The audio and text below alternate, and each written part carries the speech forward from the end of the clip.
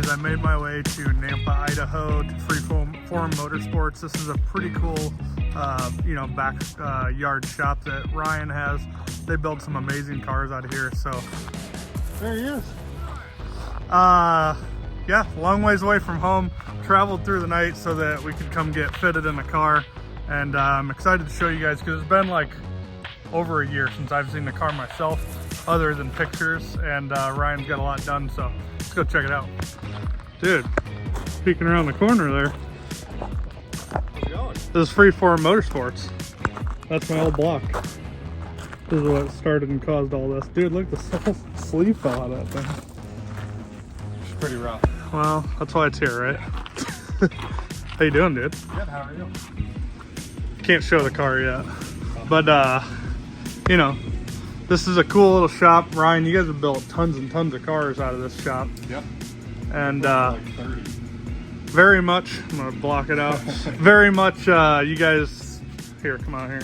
You guys pretty much get a couple cars in, bust on them, get them done. Try to do 2 at a time. Yep. Just to make it easier for it's just me and him. So. It seems cool to take in 20 cars, but it's impossible to handle them all, right? Sorry, we did 4 cars last year, full builds, and that was rough. Yeah. We were stressed, yeah. Rough summer. So this is Jerome? Yep, Jeremy. Jerem? Yep. Okay. And Ryan. I know I've met you before. I respond to pretty much anything these days. So these guys are the owners of Freeform, and when I got in an accident, Ryan actually reached out to me right away and said, basically, like, bring the car to me, we'll get it knocked out. And what I was looking for was kind of like a all-in-one paint and body and chassis shop. That didn't work out so well, so as soon as that didn't work out, I called Ryan. I'm like, I should have taken to you right in the beginning. Luckily, he didn't hold a grudge against me and got it in. And what's cool about these two guys is they're also drag and drive dudes. They are also leaf spring guys. They love old Chevys, GM stuff. And I feel like we very much think alike on a lot of stuff. And throughout the thing. Right there on the door. Man, I got a lot of Ford customers and cars myself, but we've been talking about this, and since you guys are drag and drive stuff guys, you understand what I'm looking for. Yep. So it's been cool. Let's go check it out. We've talked enough. You guys ready for this? Shoe buddy. Dang, look at that wing. I shouldn't be attracted to the wing first, but it's pretty wild looking. This thing looks even better. So I've been getting pictures of this thing for the last, 4 months? Every day. What's cool about what Ryan and these guys do is you can tell they care. So they send me update pictures almost every day. Like, proud of the work they do, but also like, do you like this? Do you want to change this? That type of thing. So I'm pretty familiar with what's going on overall, but this thing looks and sits incredible. You guys killed it. Okay. So this wing came from Tin Soldiers. One of the things about this car is that I wanted to build it with parts from my friends in the industry and just small guys like you and us and everybody else. So we tried to incorporate as much of that throughout the car as possible, but yeah. Wow. So sick.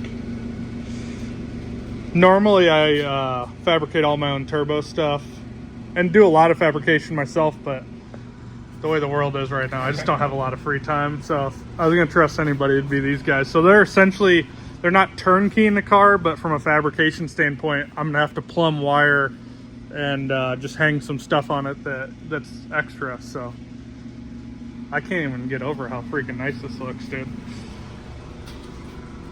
I want to show you just some of the stuff that we did. Like I said, every day, almost every week, definitely, we collaborate on like just ideas how to make this thing a better drag and drive car. Definitely. From maintenance at the track, because you only have a little bit of time, it's usually still hot when you're working on it, to changing tires even, and everything else in between. And at the same time, race week, drag week, all that type of stuff, most of the time the tracks aren't that good. 6 weeks, the only one that really has good track prep. So in our head, we're starting to think like, hey, this thing's got new 79 millimeter, 1500 horsepower each Garrett turbos on it. It's going to make some power. It's going to be lighter. We need it to go down a marginal track. So one of our thought processes when we built it is, number one, I love the 275 Pro tire, but we might need to have something bigger, or we might have to run a slick.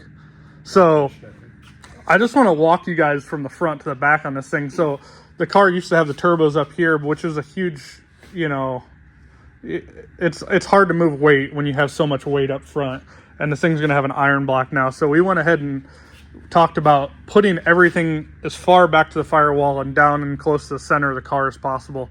Obviously, that's easier to hang weight one front or back, whether we change it to slicks or radials, because slicks need more bias out back, radials need more up front. So you don't want to have to change the combo.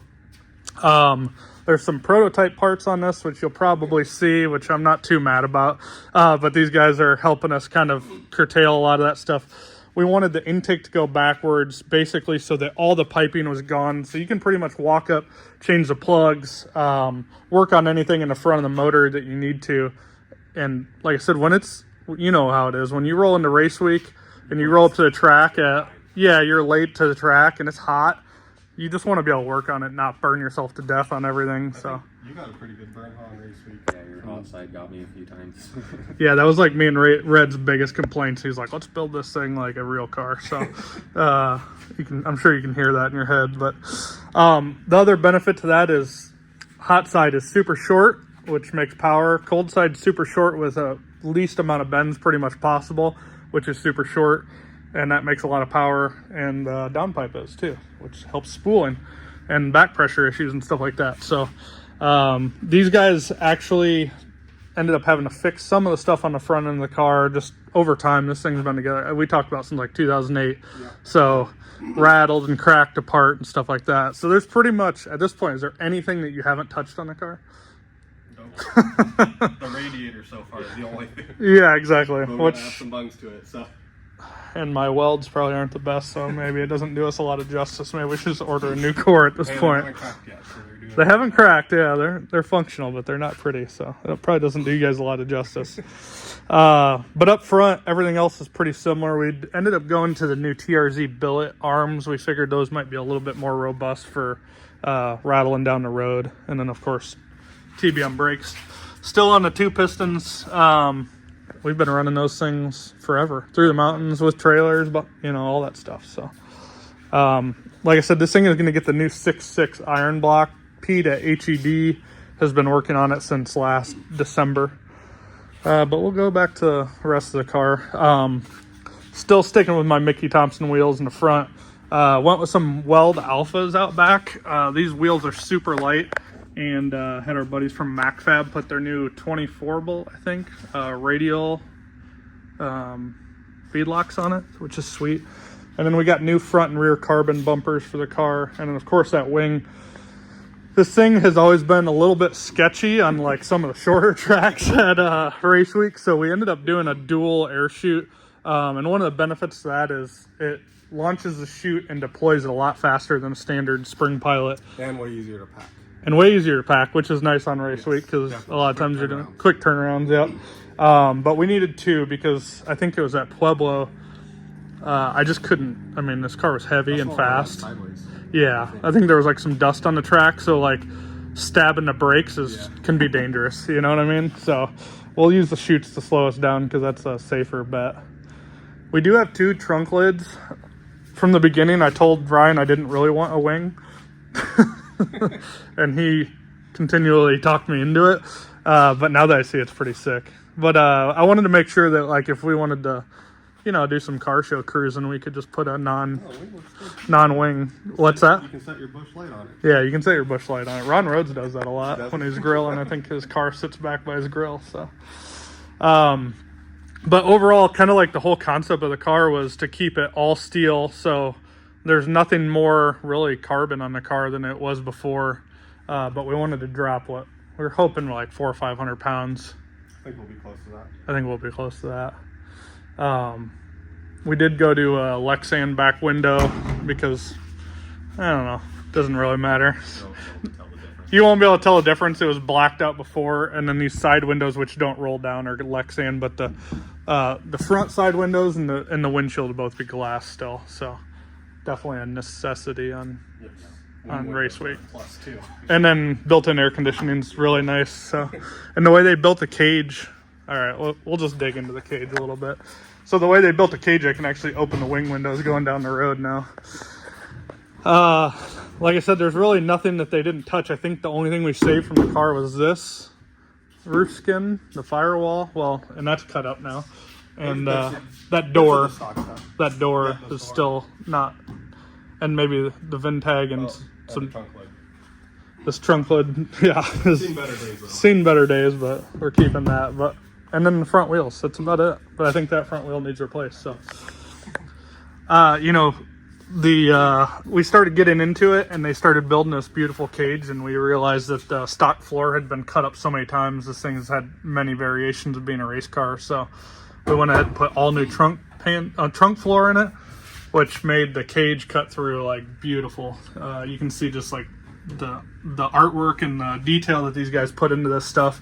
The spring pockets for the leaf springs, which we'll get into. And then basically from the back seat back is all carbon. That's something we struggled with before, was getting the weight off the back of the car. If you watched this car before, between the center of gravity and where the engine was at in relation to, you know, the height, and then the weight in the back, it always wanted a wheelie. As soon as we went faster than like a 1/1360 foot, it was gonna do an 1/8 mile wheelie. So that's gonna definitely help with that. And then we're doing things like moving the battery up under the dash and stuff like that. But this cage tell us about the cage a little bit, because this thing is pretty unique. So it's a 25.2 or 25.3 cert, so it can cert for either 6.0 or 650 depending on weight. And with our goal, it'll cert to 6.0 just because of what the cars end up being. What's that cutoff? 3,200 pounds. So if it's under 3,200 pounds, it's a 6.0 6.0 cert. And then 3,200 to 3,600 pounds is a 650. Wow. So it has all the bars to do both of them. So if you won't put a big block in it, so we don't have to worry about it being heavier. Small block life, dude. Small blocks for life. But yeah, so somebody's gonna use this video against us someday. 5 years down the road. Yeah, they're like, oh, I thought he wasn't going Twin big turbo block. Hemi in it. Yeah.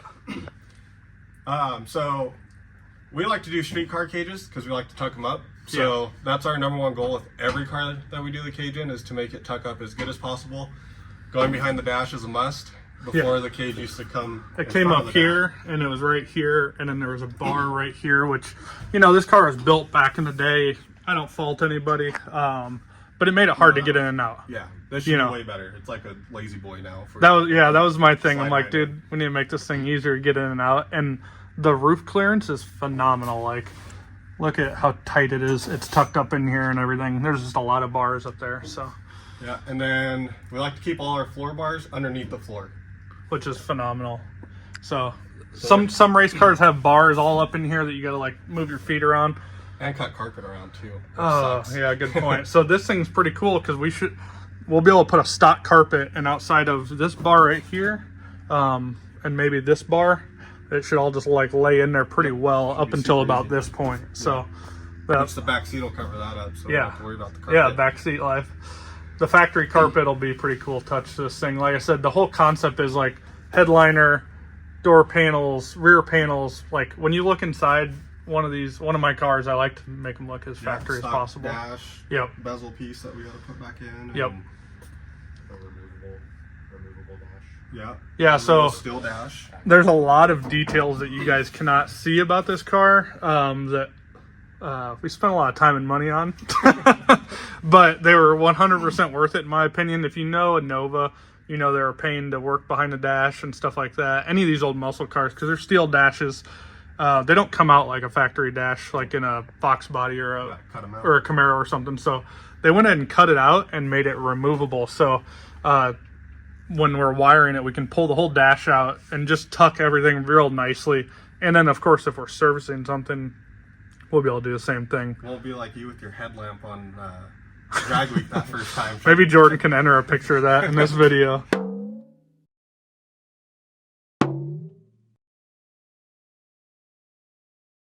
So yeah, that pretty much details the inside. I mean, the amount of work these guys have in it and just the quality of it is phenomenal. So the little details matter, at least in my opinion. I'm really picky, like going down the road, and like when somebody looks at the car, I like them to be like, oh, it just kind of looks like a 10-second cruiser at a cruise-in, but then it goes, Yeah, you know, from the sixes. outside, the only thing you see is the funny car cage. Yeah. Yeah, and like if we take the wing off and put the other trunk lid on, we can drive it. Somebody's just gonna be like, oh, nice Nova. Yeah. Not knowing it's like a 6-second, 200-mile-an-hour car. So, yeah, that pretty much wraps up the inside. The underneath, though, is like... We'll have to get up in the air. We're going to have to get up in the air to do that. But, yeah, first we're going to go ahead and get I'm going to get fitted for the seat as far as, like, position, and then we're going to lay the steering column out. It's nice to build a car to yourself so you're not just having some generic thing, because Ryan's a little bit... I mean, Jerem might be closer to my height and stuff like that. Short. You're a little bit shorter, but everybody's got a different like preference how close they want their arms and stuff. And I just needed a good excuse to come out here and check it out because it's been like a year since I've seen this thing. So, by the way, we aren't condoning drinking and driving, but it is a good conversation piece. Yeah, that's actually perfect. So there's a chance that we might not run a 2-speed power glide, but I think the shifter will still be in a proper place for it, because the nice thing about the shifter is it has adjustable bolt holes, so you can move, you know, the position back by just changing these bolt holes in relation to where the tube goes. So that should be perfect because it'll work for this, and then if we do a 3-speed or something, we can just move them forward and flip it around. So We're on the back adjustment, so we got plenty of room. I'll give you guys a little spy shot of one of our prototypes. This came out of necessity, as most motion parts do, but I'm pretty excited about that. This is all tacked in place. I asked them how that was going to be, like if it was going to be floppy, and they actually already had it planned. When I leave, they're going to do, you know, not let me interrupt them anymore. They're actually going to weld and cope and connect that to the actual drive shaft loop on the car. That way they don't have any extra weight or anything anywhere. Just like a little bit of difference of people who've done this thing a few times before. So pretty cool stuff. So while we get the car up in the air, like I know everybody's kind of asking like what's the goal. So basically our weight goal on the car is to be 3,000 pounds or right there. The car before was like just over 3,400 pounds, especially in race week trim. Might have been closer to 3,500. So if we can get this thing down to 3,000 plus the added horsepower, it's going to definitely go deep into the 6s. I don't know how, it probably won't keep up with those big block Pro Mod deals, but it's definitely going to go deep into 6s as a small block combination, which is really cool and definitely will be raceable. You know, the whole thing about race week, drag week, sick week, all that stuff is you can show up with however fast car you want, but you have, you know, there's just a lot of circumstances that come your way, whether it's parts breakage, getting there, breaking down on the side of the road, the track conditions, all that stuff, just the amount of runs you get. So there's a lot of stir recently with my business partner, Cletus, good buddy of mine. His car went 640, was it 640? 654, 653, something like that. And I'm super happy for him. I was #1 guy cheering for him, but the fact of the matter is it's going to be tough to get a car that goes 654 on a flypaper track on a race day that was hauled there on a rig to go do the same thing consistently on a drag and drive event. Agreed. And that's no hate against him. He could say the same thing about me, and he probably will, even about the small block. But our kind of goal is to make this thing efficient, make it 60 foot hard on marginal surfaces, and then just consistently go, you know, high to mid 6s type of deal. So how fast it'll go, we don't know. Obviously, we'll be pushing this platform harder than anybody's ever pushed it. We already have. There's definitely been some lightweight cars that have came out and gone fast with the Gen 5 LT stuff, but pound for pound, nobody's gone faster than us with the Gen 5 LT. So, but Pete's been working his magic like a mad scientist behind the scenes on some engine updates, and it's going to be even stronger. Not that we really ever had an engine failure. Remember, this was a thing ran out of fuel failure, not an engine failure. So, should be interesting. All right, so this fuel pump assembly just came in from Rhodes Race Cars, not to be confused with Ron Rhodes. But my thought process here was we're going to put it right in. Actually, there's a fill cap built into it. It's kind of a nice piece. it's got an adjustable hat, so we can actually bring it way down. I have two 450 pumps on here, so it's got a pump 1, pump 2, vent, and return. Pump 1 and 2 are identical, all things considered, because they both have power and ground, fitting.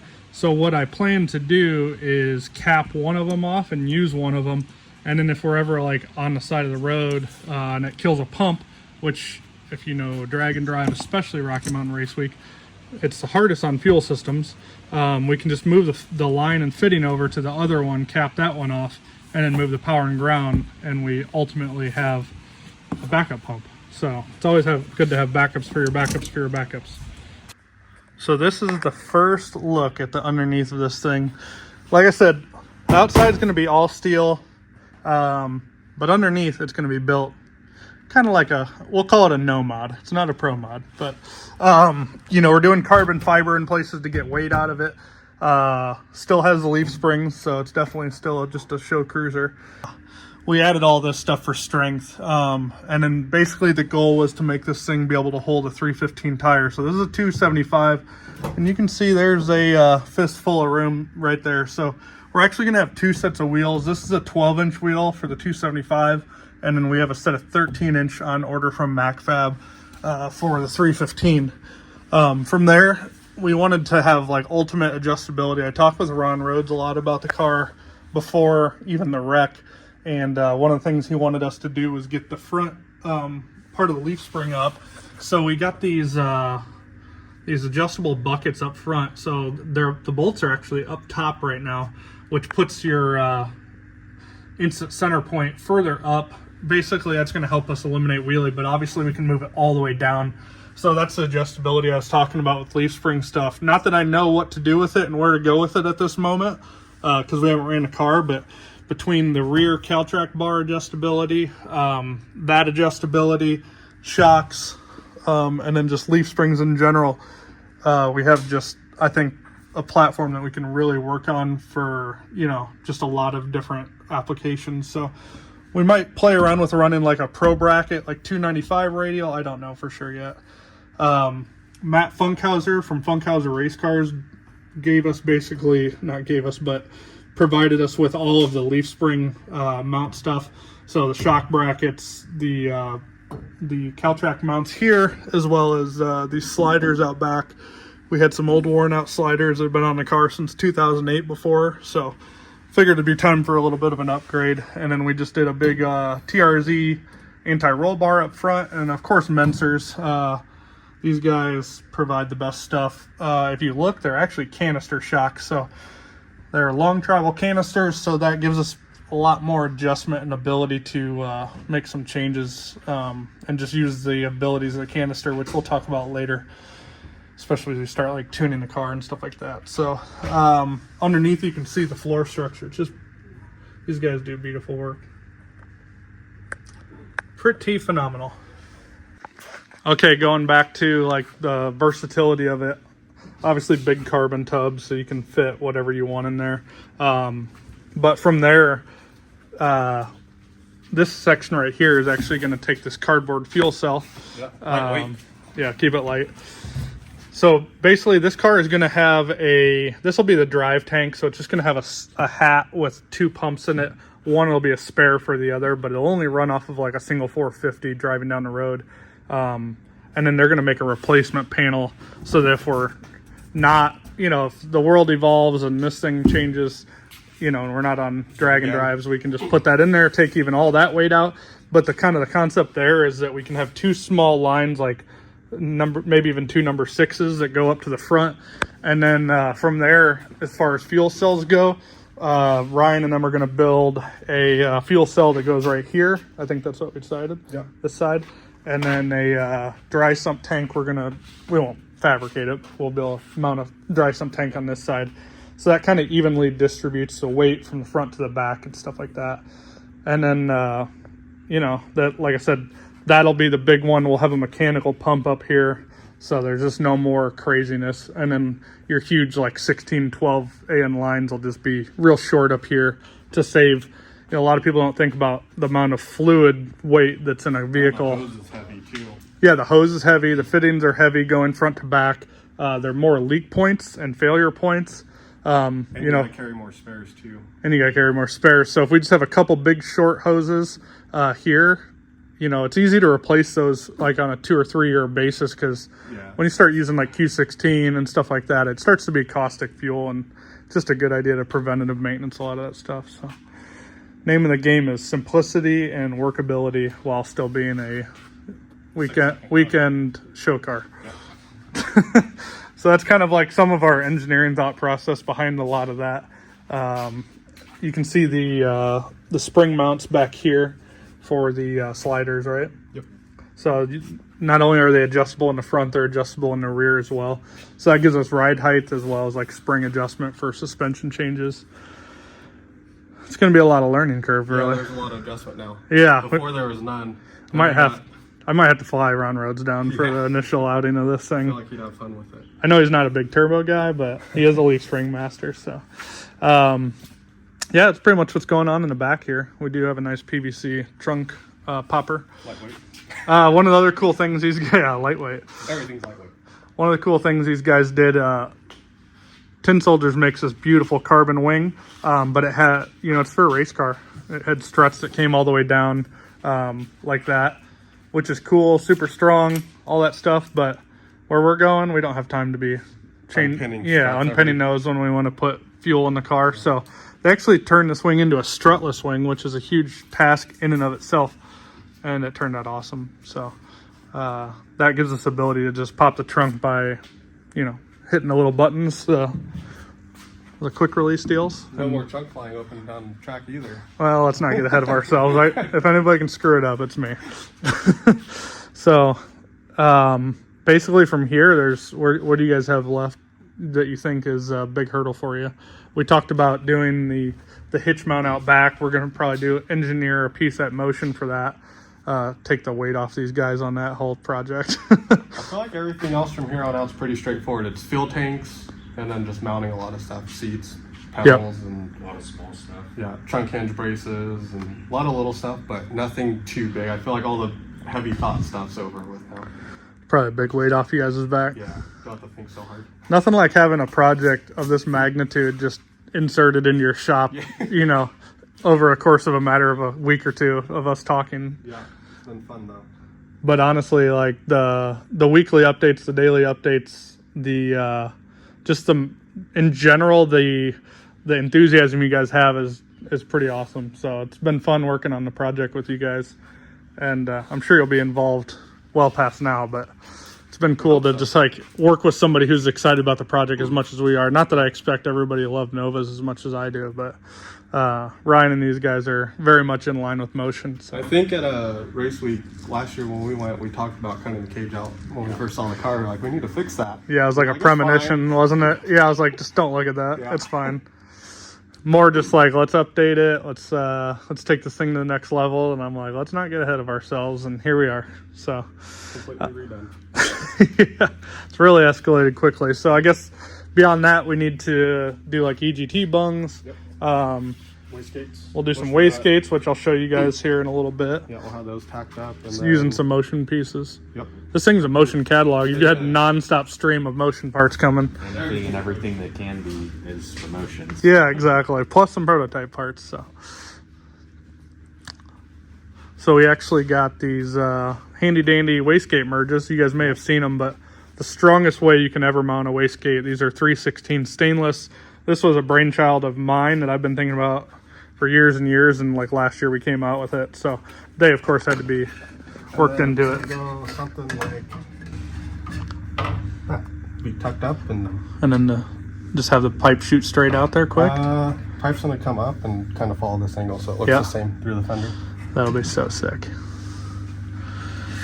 Yeah, basically we wanted to make sure we could use those when they built it. We pretty much designed it to be able to use them because the saddle and this huge orifice, is way bigger than like a pipe weld to another pipe. So it maximizes that 50 millimeter wastegate. But the saddle design is what makes it strong. You aren't welding like a T-joint where you have two pieces you've been grinding on, which get thin. So that's going to add a lot of strength to it, especially bouncing down the road. The the easiest way, one of the easiest ways to lose in a turbo car is to have your wastegate break off, which pretty much any race, any weekend, anywhere in the country, you're going to find somebody's got one breaking, except for people with those. So, I shouldn't say that. It's definitely still possible with a bad weld. But And I did lie, there is one big hurdle, and that's finishing the firewall. I forgot about that part. just a small amount of work, dude. As far as boxing it in and doing all that stuff. That's the last big hurdle that we have to think about. So with the firewall, again, thinking forward, we think these 79s will be fine, but we went ahead and built it in such a manner that we could put some big Pro Mod 88s on it at some point. If I need to come out and slap Cletus around a little bit with a small block. It's going to happen. Yeah, so one would think these things should make about, combined, they should make about 400 or so more horsepower than what we had before, but it's never enough. Nope. This thing started out, Yeah. it started out with 67s, then it went to 76s, then it went to Gen 2 76s, and now we're here. They're actually like 79 point something millimeter on the front and much bigger exhaust housing, which we didn't necessarily need, but yeah. We kind of over ordered on parts. We got two different style brake pedals. One, these go forward and one goes back, but these are tandem master cylinders or dual master cylinders, dual reservoir, I guess. If you see, there's two separate push rods, two complete different piston bore and reservoir setups. And what these are really nice about and nice for is if like you ever have a brake line leak or blow out or something happen, God forbid, you lose a caliper because you forgot to bolt it on tight or it rattled loose, all the fluid doesn't go out the one orifice. So you have like a backup plan. So one of your sets of brakes is going to work correctly while the other one is out of fluid. The bad part about it, and I'm going to do a tech tip about these, is they're a little bit difficult to dial in and adjust. They have what's called a balance bar here, which is this thing, and it's essentially a pivoting bar that equalizes the pedal pressure off of a center point between the two bores. You can see it moves in and out like that. It's just it's cumbersome to get set up, and if you set it up incorrectly, your brakes will definitely not work correctly. We get those calls a lot at TBM. People put these on, and I'm a big advocate for them, but they take a lot of extra care setting up because essentially if this bar is set incorrectly, either your front brakes or your rear brakes will get too much pressure and the other won't get any, and it'll definitely ruin a set of brakes about as fast as you can imagine. So but we are going to use it for the reason I talked about. For race cars, they're phenomenal for most, adapted factory style chassis. It's just not a usable piece because it usually has to come into the firewall, which means wiring all the ducting and stuff in there is not ideal. But for this car, because we were obviously running cold side right here, we can't have a master cylinder come through there, so it had to come backwards. So it just worked out that way. And like I said, we'll drop you guys a tech tip about it. In the meantime, we started building our steering column using a Motion Raceworks DIY column. It's got, of course, the Motion Raceworks quick release on it. And so there, we got all fitted on that. Basically, they let me put it where I wanted to be at. And then we have a 6-inch extension on it to make it easy to get in and out of the car. This thing I'll pretty much just be able to get in and out of the car like a factory car. So I think they're probably going to put a couple gussets on these, come through the firewall, and knocking some stuff out today. And then the last thing, we have the new Shearer, I think he calls it like the Ultra or something like that. It's the Ultra Low Pro, but it's his new Pro Series. So it's basically rated for another 400 or 500 horsepower. This car before going on the track would only see about 100 to 110, maybe 120 intake air temps. But Ron says that this will make more boost because it's less of a restriction and it's going to cool a lot better. So we were going to go to Q16 last year before the car broke. It's a better fuel to make more power on, but you need to control temps. So that was definitely like something we wanted to do to make sure we were under the threshold that Q16 was happy with. So We want a quarter panel door. good indication that this is a no mod, not a pro mod. So this sticks to the roof, which obviously it needs to be repainted. Otherwise, I wouldn't normally do that. Same with the quarter panels and doors. So good indicator whether your car is not a pro mod, if that'll stick everywhere. even a front fenders. Not so much the bumper. So we got a lot done today, guys. I say we. I was just here cheering you on. Motivation. So today we got our bush light holder mounted. Got the seat started to be mounted. At least you guys know where to finish welding it at. Where it goes now. Steering column's in. At least started. Which these guys have been in limbo on all this stuff. And then both wastegate setups are done. This one, and then this one's got to... Jerem's going to make a whole new panel that goes in there because he's a metal fab guy. And yeah, pretty much fired up tomorrow is my guess. Drive it home. Drive it home, yeah. Just a big long journey home. That would be a terrible drive home. Maiden voyage. So before anybody asks, I think these guys really have a good order for things. So they were waiting to do these front bars last because you have good access to weld them through here, especially with the firewall modifications. So you were getting everything kind of laid out first before you did that. Kit, so that way we didn't run ourselves into a corner. Which is smart. Yep. So those will come out and come here, I'm told, down there on both sides. Goes to the coilover mount. Yes, and then they're going to add, these are our current shocks. The other ones are at Mentor getting redone. Those are better than the 2x4s. Yeah. We have. Yeah, well, it did have These 2x4s. adjustable, though, so stepped up. Yeah, so they're going to run a bar to here because if you've ever run one of these style front ends, a big wheelie can tend to knock this bracket either out of being flat or just break the weld. So not that we plan to do a lot of wheelies, but we're gonna send her, bud. So gotta prepare for the worst. Overall, it's looking pretty good. I'm pretty excited to see it on 315s though. Me too. It's gonna look good. It's gonna fill it up good. Yeah, so the way they did it, Ryan spent a lot of time planning the wheel measurement on it. You can actually see it. It's like laid out perfectly. But our 315 is going to move everything to the inside, so it's still going to sit the same on the outside. Obviously, a little bit taller, right? Yep, yeah, it should be an inch wider up front and in the back, so it'll fill it up really good. Yeah, so it's gonna, and then obviously the tire's bigger, but it's just gonna look right no matter what tire it's on. All right, guys. So outside of firing this thing up, it's pretty much ready to go. Not really. A lot of work to be done still, but the goal is here in the next month ish. We're hoping to have all fab work done and this thing be on a transport headed to Iowa. My buddy Mitch, who paints all of our stuff at Motion, is already committed.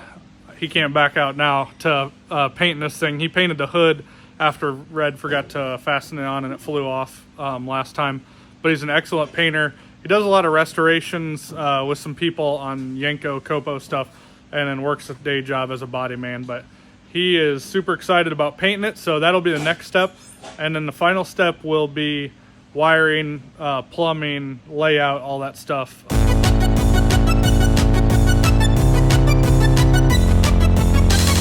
You know, I probably shouldn't put this out there in the world, but our goal is sick week, so I think we got enough time, don't you, Ryan? Yeah. It'll be there. He says it'll be there. Pete was assembling the long block, well, the short block, but he's got ready to go together with a long block so we can get the final valve train stuff ordered. And then after that, the engine's ready. We've got a converter at Greg Slack. We got a transmission done coming here. We got all the shocks. We even got a second set of wheels coming. I got third member, so we're really moving along well. I don't foresee any huge hurdles outside of getting our valve train stuff done and just the immense amount of body work on this thing. So sick week maybe. We'll see what happens. But I know you guys have been asking for an update, so here it is. It's substantial. It's not just like a little bit of a teaser. It's all here. And you can see all the cool stuff they've done with this thing over the last 3-4 months. So I'm really pumped. I'm ready to see this thing on the ground and coming together, which it kind of already is. So thanks, Ryan, Jerem. If you guys haven't heard of Freeform Motorsports, go check them out on Facebook, Instagram. I'm trying to get them to post more on Facebook and Instagram.